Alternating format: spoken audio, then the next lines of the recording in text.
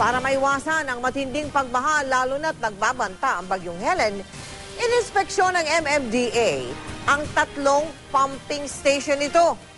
Gumagana naman kaya? Yan ang tinutukan ni Sandra Aguinaldo. Binisita ng MMDA ang Hagonoy Pumping Station nito sa Taguig City. Inalam kung maayos ang takbo nito na siyang humihigop ng tubig mula sa ilog at dinadala sa Laguna Lake. Bahagyang nagkaberya ito nung kasagsagan ng habagat nitong nakaraang linggo. Pero handang-handa na raw ito sa paparating na bagyo. Yung electronics device nila dito, pinasok ng tubig, yung sa pump.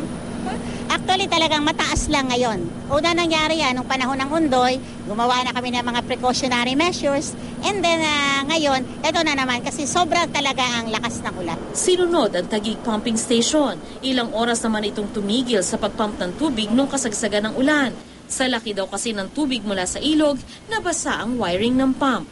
Ang Labasan Pumping Station naman, nawala ng gasolina mula 5 a.m. hanggang 3 p.m. ng August 8. Pero ayon sa ilang engineer na nakausap ng GMA News, kung dumating man daw ang gasolina, kailangan na rin ihinto ang operasyon 11 a.m. pa lang dahil inabot na rin ng tubig ang wiring, sanhi ng matinding daloy ng baha. Matatandang inireklamo ni Taguig City Mayor Lani Cayetano na nawalan umano ng gasolina ang isa sa 3 pumping station sa Taguig na naging dahilan daw ng matinding pagbaha sa kanyang lugar.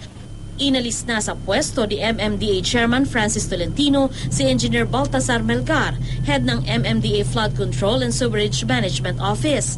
Ang pumalit kay Melgar, si Engineer Emma Kiambao na kasama naming naglibot kanina. Ang sinasabi sa atin ng MMDA ay yung iba sa mga pump nila ay hindi gumagana ng 100%. Paano naman, imbis na humigop ng tubig, nababarahan pa ng mga basura.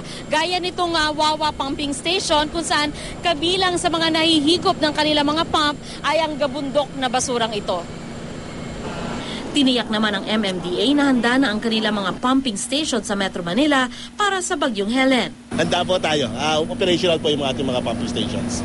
Pero bukod sa pumping stations, ang DPWH may flood management master plan na rin daw para sa Metro Manila na nagkakahalaga ng 352 billion pesos. Yun nga lang, inaasahan itong matatapos sa 2035 pa. Kaya ang inuuna daw nila ang paglilinis ng mga natural na daluyan ng tubig. Bukod kasi sa basura, ang informal settlers ang pangunahing problema. About 125,000 families, on waterways alone in Metro Manila, and about 60 to 70,000 in waterways around Laguna Lake, na dapat wala doon. Now, obviously, that needs very strong political will. Sandra Aguinaldo, Nakatutok, 24 Oras.